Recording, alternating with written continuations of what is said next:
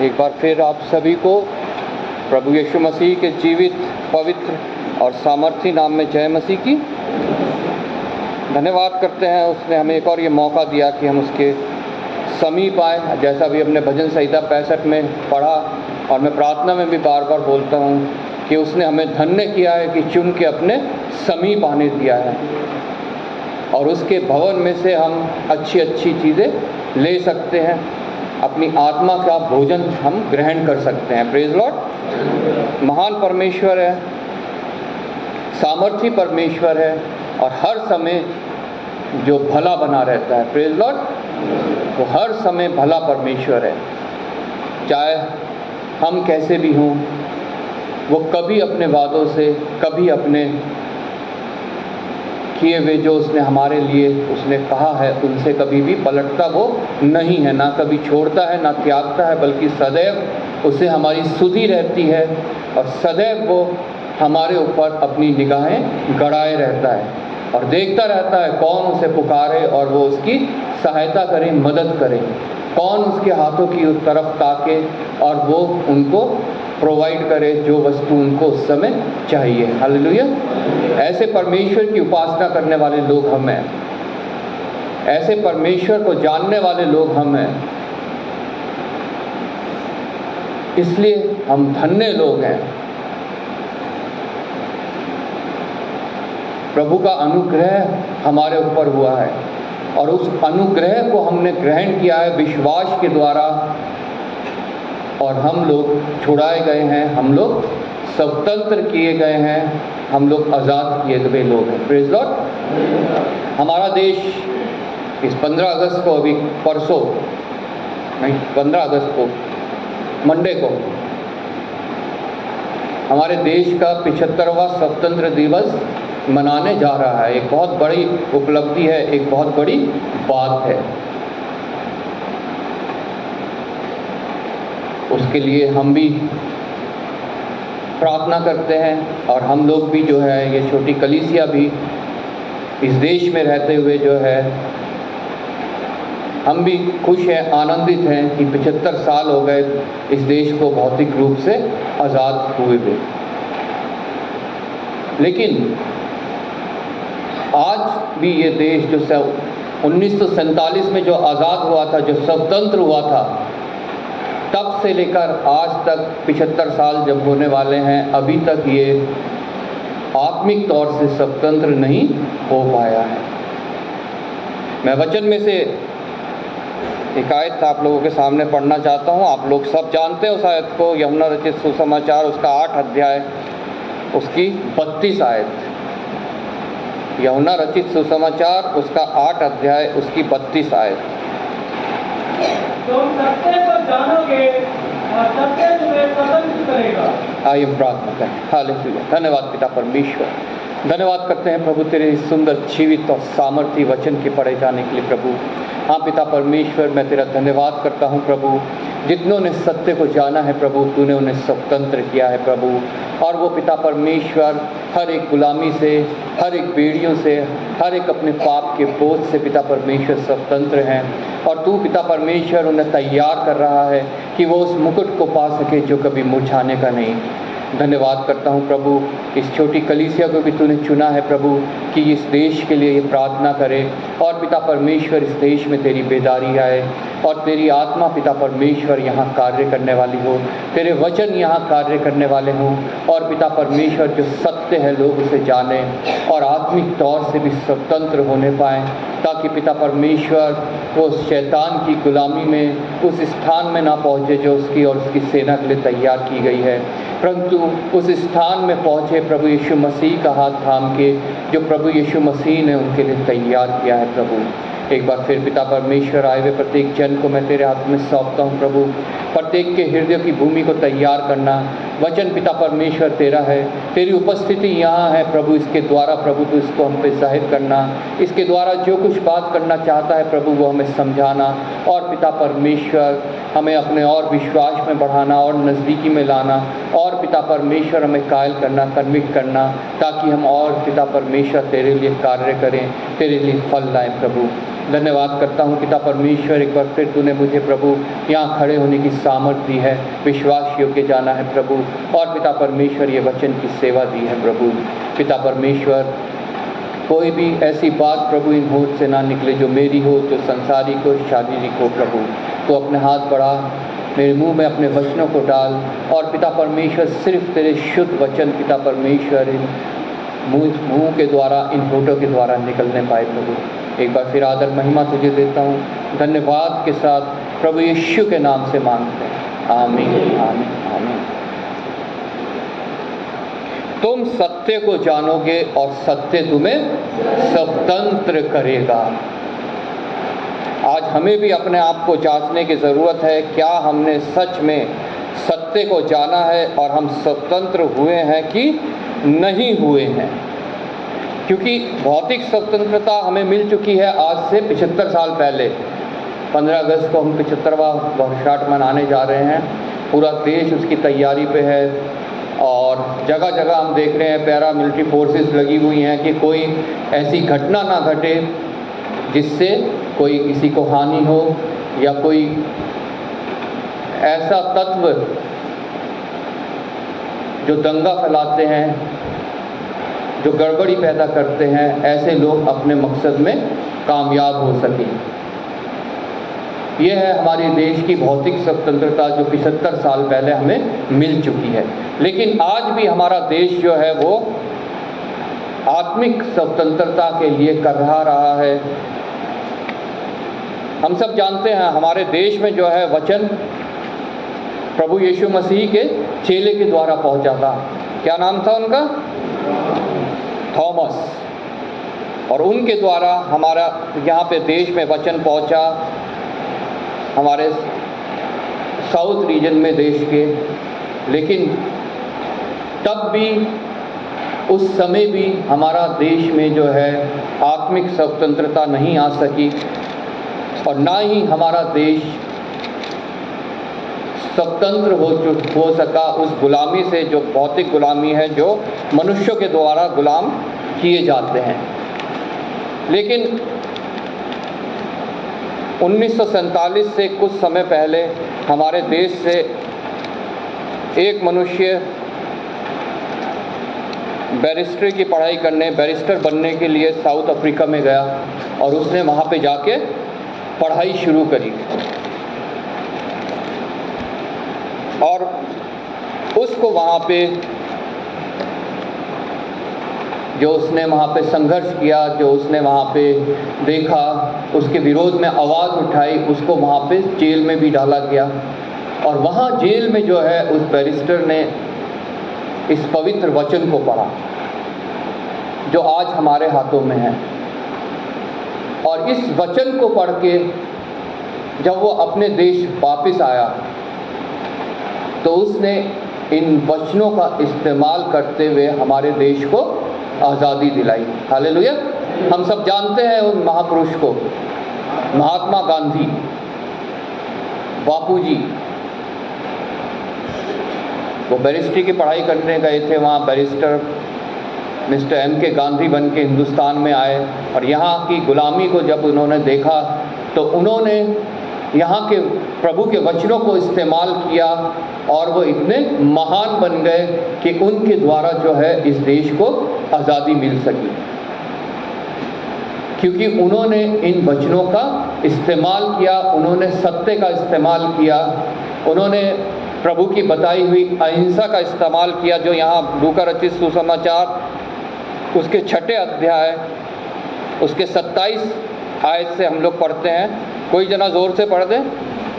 जिसे पहाड़ी उपदेश के नाम से भी जाना जाता है, उन्होंने वो पहाड़ी उपदेश वहाँ पे जो है, जब वो कैद में थे, जेल में थे, प्रिजन में थे, वहाँ पे बाइबल्स रखी रहती थी, वहाँ पे उन्होंने इसको पढ़ा और हमारे देश में लाके इन वचनों का इस्तेमाल किया, और हमारा देश भौतिक आज़ादी हमारे देश को मिल सकी। वो वचन है, कोई जना पढ़ दे। परंतु मैं तुम सुनने वालों से कहता हूँ कि अपने शत्रुओं से प्रेम रखो, जो तुमसे बैर न करे उनका भला करो, जो तुम्हें श्राप दे उनको आशीष दो, जो तुम्हारा अपमान करे उनके लिए प्रार्थना करो, जो तेरे एक गाल पर थप्पड़ मारे उसकी और दूसरा भी दे दे, और जो तेरी दोहर छीन ले उसको कुर्ता लेने से भी ना रोक। जो कोई तुझसे मांगे उसे दे, और जो तेरी वस्तु छीन ले उससे ना मांग। जैसा तुम चाहते हो कि लोग तुम्हारे साथ करें, तुम भी उनके साथ वैसा ही करो। बस आगे बाद में पढ़ेंगे। परंतु मैं तुम सुनने वाले से कहता हूं कि अपने शत्रुओं से प्रेम करो। इन वचनों का इस्तेमाल महात्मा गांधी जी ने यहाँ हिंदुस्तान आके आज़ादी के संघर्ष में किया। इस अहिंसा का जो प्रभु यीशु मसीह जिस अहिंसा की शिक्षा हमें देता है, उस अहिंसा का इस्तेमाल उन्होंने हमारे देश में आके किया और ये देश आज़ाद हो पाया। इसमें है, जो कोई तेरे एक गाल पे थप्पड़ मारे उसकी ओर दूसरा भी फेर दे।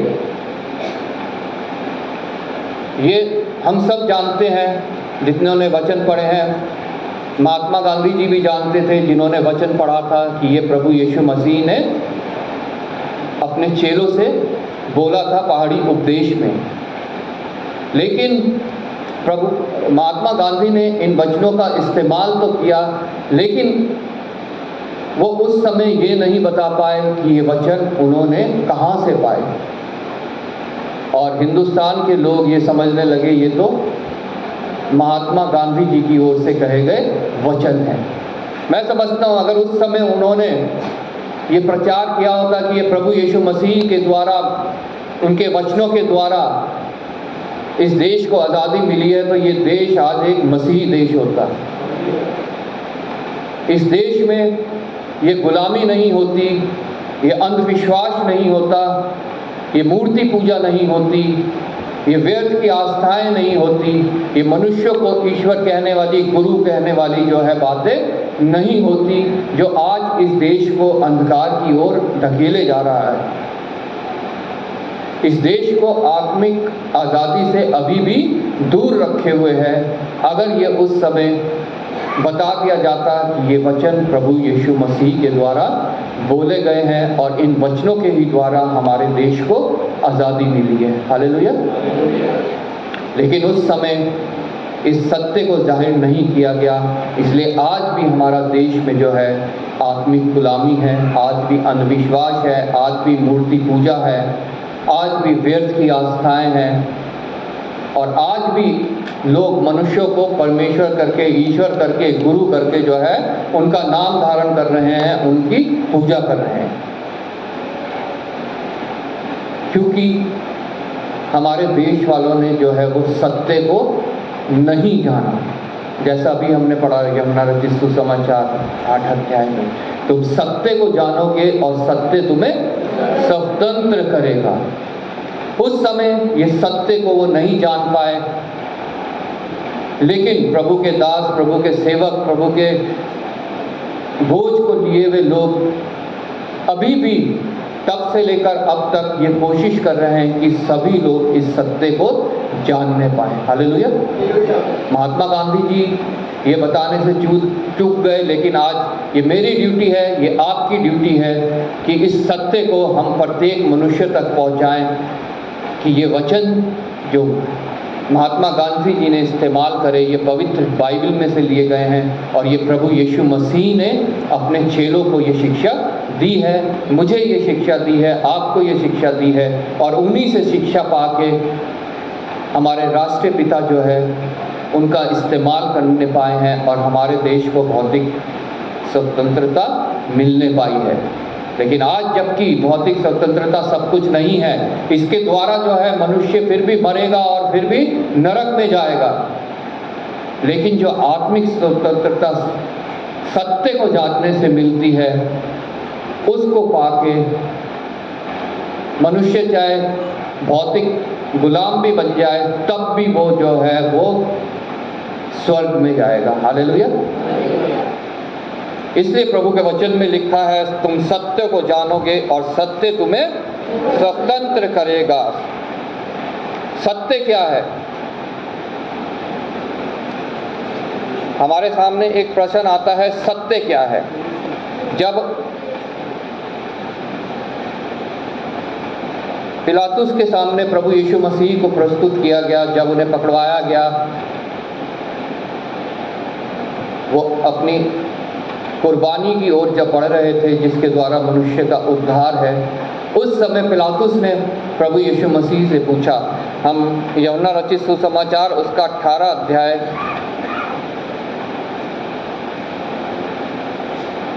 उसकी 37 आयत में पढ़ते हैं। यूहन्ना रचित पिलातुस ने उससे कहा, तो क्या तू राजा है? यीशु ने उत्तर दिया, तू कहता है कि मैं राजा हूँ। मैंने इसे जन्म लिया और इसे संसार में आया हूँ कि सत्य की गवाही दूँ। जो कोई सत्य का है वह मेरा सब सुनता है। आगे पिलातुस ने उससे कहा, सत्य क्या है?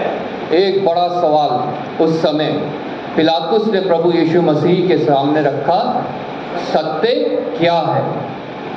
क्या हम जानते हैं सत्य क्या है? यहाँ पे लिखा है, प्रभु यीशु मसीह ने कहा, मेरा जन्म इसलिए हुआ कि मैं संसार में इसलिए आया कि सत्य की गवाही दूं।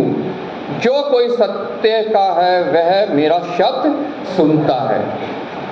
तो पिलातुस अचरज में पड़ गया, सोचने लगा कि ये सत्य क्या है जिसके विषय में प्रभु यीशु मसीह बोल रहे हैं। उस समय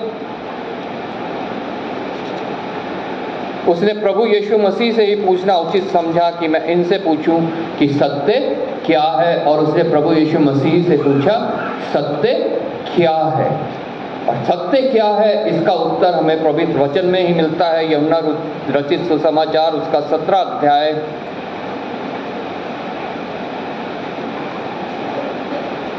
उसकी 17 से लेकर 19 आयत तक हम पढ़ेंगे। सत्य के द्वारा उन्हें पवित्र कर, तेरा वचन सत्य है। जैसे तूने मुझे जगत में भेजा वैसा ही मैंने भी उन्हें जगत में भेजा, और उनके लिए मैं अपने आप को पवित्र करता हूँ ताकि वे भी सत्य के द्वारा पवित्र किए जाए। सत्य क्या है? पिलातुस ने पूछा, और यहाँ 17 में लिखा, यूहन्ना रचित सुसमाचार उसका 17 अध्याय 17वीं आयत में, सत्य के द्वारा उन्हें पवित्र कर, तेरा वचन सत्य है। हालेलुया। तेरा वचन सत्य है। इसी सत्य के द्वारा हमारे राष्ट्रीय पिताजी ने, मतलब इन वचनों के द्वारा जो है इस देश को आज़ादी दिलवाई। अगर ये वचन उन्होंने नहीं पढ़े होते, इन वचनों पर अमल नहीं किया होता, तो हो सकता है आज भी हमारा देश उस भौतिक गुलामी में होता और इस देश में अभी भी स्वतंत्रता नहीं होती। तेरा वचन सत्य है। और सत्य जो वचन क्या है, ये हम यूहन्ना रचित सुसमाचार उसके पहले अध्याय उसकी 14 आयत में पढ़ते हैं।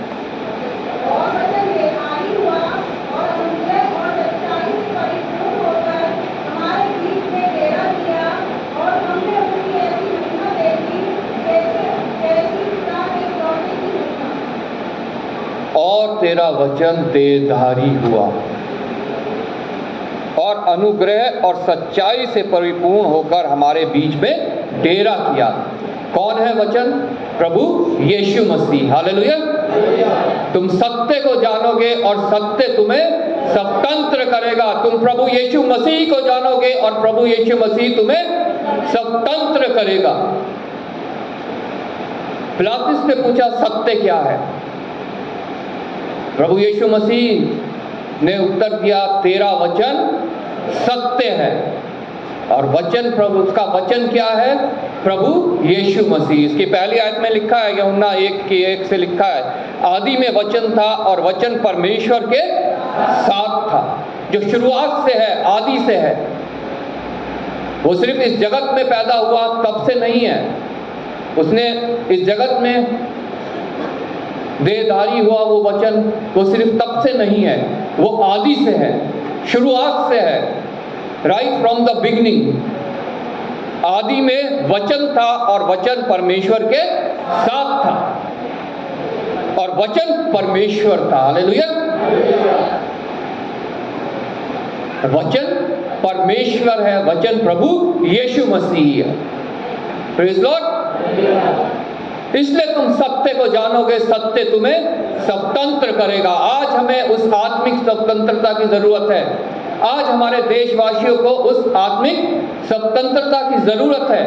आज इस 75वें वर्षगांठ में जो हमारे देश का स्वतंत्रता का मनाया जा रहा है, हम सबको ये प्रण लेना है कि इस सत्य को हमें प्रत्येक व्यक्ति तक पहुंचाना है। Praise Lord. जो आदि से है, जो परमेश्वर है, जो प्रभु यीशु मसीह है, वही आदि से परमेश्वर के साथ था। सब कुछ उसी के द्वारा उत्पन्न हुआ। सब कुछ, जितना कुछ हमें नजर आता है इस पृथ्वी पे, इस पृथ्वी से आकाश पे, समुद्र में, जहां कहीं जो कुछ हमें नजर आता है, सब कुछ उसी के द्वारा उत्पन्न हुआ। हालेलुया। मैं और आप भी उसी के द्वारा उत्पन्न हुए। वो सब बहन भाई भी जिन्होंने अभी तक सत्य को नहीं जाना है, वो भी उसी के द्वारा उत्पन्न हुए हैं।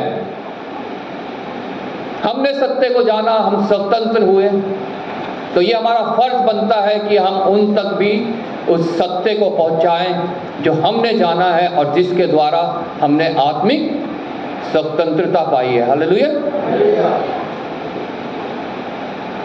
और जो कुछ उत्पन्न हुआ है उसमें से कोई भी वस्तु उसके बिना उत्पन्न नहीं हुई। उसमें जीवन था और वह जीवन मनुष्यों की ज्योति था। हालेलुया। उसमें जीवन था और वो मनुष्य की ज्योति था। ज्योति अंधकार में चमकती है और अंधकार ने उसे ग्रहण ना किया।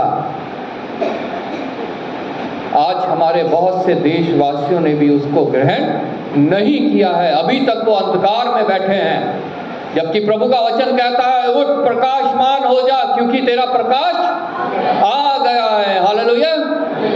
वो वचन देहधारी होकर हमारे बीच में आया और लिखा है, उसने सच्चाई, अनुग्रह और सच्चाई से परिपूर्ण होकर हमारे बीच में डेरा किया। वो ज्योति, वो प्रकाश हमारे बीच में आया, लेकिन हमने उसको ग्रहण नहीं किया। वो ज्योति, वो प्रकाश हमारे बीच में आई थॉमस के द्वारा। वो ज्योति, वो प्रकाश हमारे बीच में आया महात्मा गांधी जी के द्वारा। वो ज्योति, वो प्रकाश हमारे बीच में आई प्रभु के और दास और सेवकों के द्वारा। उन विश्वास योग्य दासों के द्वारा जो विदेश से आके यहाँ पे जिन्होंने कार्य किए, जिन्होंने दुख उठाया, जो संकट में रहे, कलेश सहे, जंगलों में, बिहड़ों में, आदिवासियों के बीच में जिन्होंने कार्य किया, जिनमें से कईयों को जिंदा जला दिया गया, कईयों को तलवार से काट के मार दिया गया, लेकिन तब भी उस ज्योति को हमने ग्रहण नहीं किया,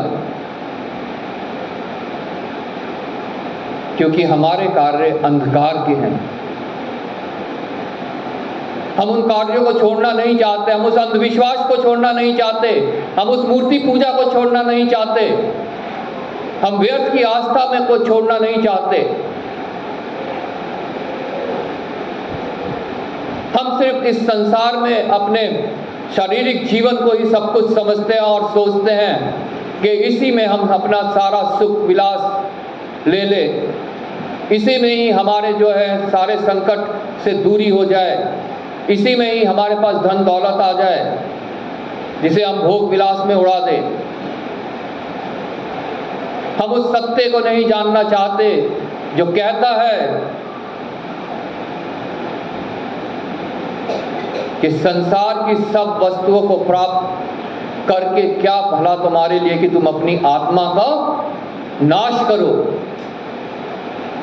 तुम्हारी आत्मा का नाश हो जाए, जो अनंत काल तक जीवित है, जो अनंत काल तक जीवन जिसको मिल सकता है, उसका नाश हो जाए। इसलिए उस अंधकार में अभी तक जो है, जिन्होंने वचन को सुना भी है, जिन्होंने वचन को जाना भी है, जिन्होंने प्रभु यीशु मसीह का नाम भी सुना है, जिन तक वचन पहुंचा है, ये सत्य पहुंचा है, उन्होंने भी अभी तक प्रभु यीशु मसीह को ग्रहण नहीं किया है, सत्य को ग्रहण नहीं किया है, सत्य को आगे अपने घुटने नहीं टेके हैं।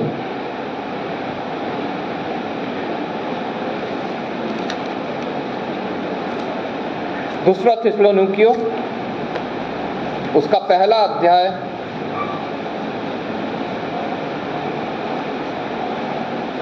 उसकी 9 आयत से 9 से 12 तक। वे प्रभु के सामने से दूसरा थिस्सलुनीकियों पहला अध्याय। ये जानकर की व्यवस्था धर्मी जन के सॉरी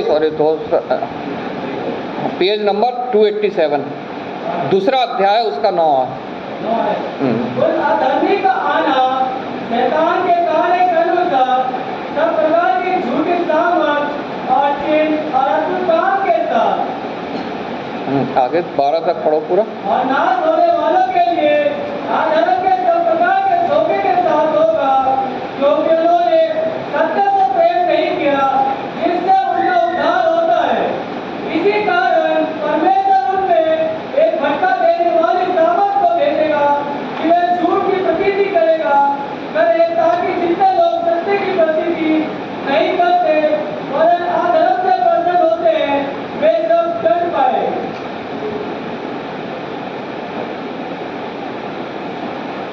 इसको अब थोड़ा ऊपर से 7वीं आयत से जब पढ़ते हैं, यहाँ लिखा है क्योंकि अधर्म का भेद अब भी कार्य करता जाता है। अधर्म का भेद अब भी कार्य करता जाता है। हम हिंदुस्तानियों के बीच में अभी भी वो हमारे बीच में कार्य करता जाता है, क्योंकि अभी तक हमने सत्य को नहीं जाना है, सत्य को ग्रहण नहीं किया है। क्योंकि अधर्म का भेद अब भी कार्य करता जाता है, पर अभी एक रोकने वाला है, और जब तक वह दूर ना हो जाए वह रोके रहेगा।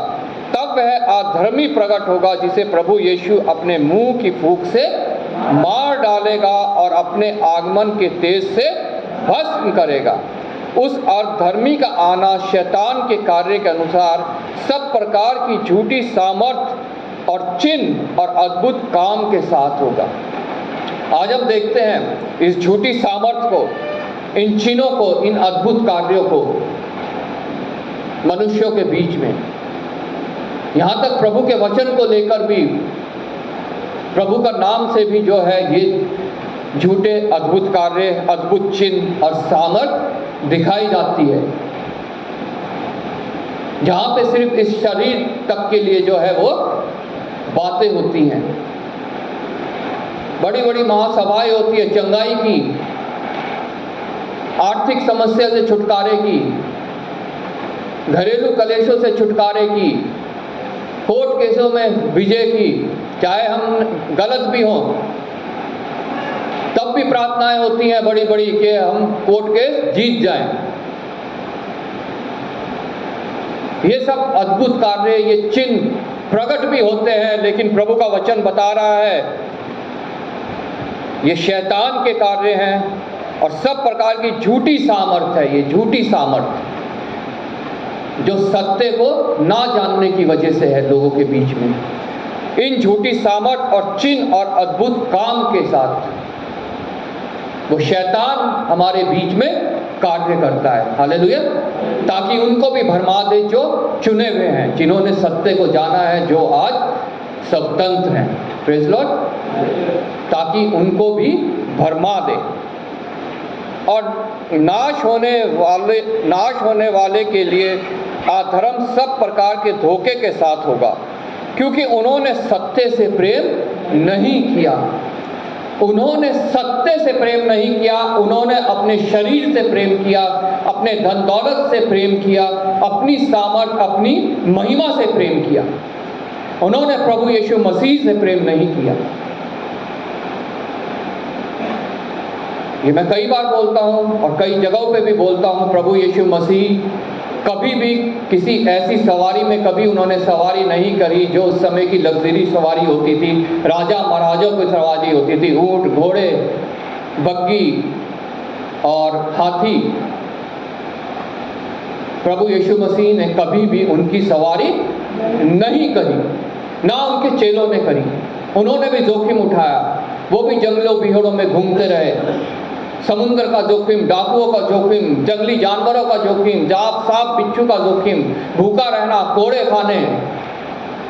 लेकिन आज के प्रचारक,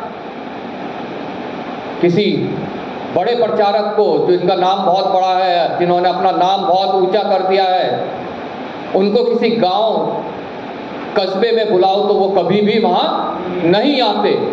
शहर में बुलाओ तो तुरंत आते हैं और पहला डिमांड, मेरे लिए 5 स्टार होटल में कमरा बुक होना चाहिए और मेरे आने जाने के लिए मर्सिडीज, ऑडी, लग्जरी गाड़ी होनी चाहिए। और जहां थोड़े लोग होंगे वहां मैं प्रचार नहीं करूंगा।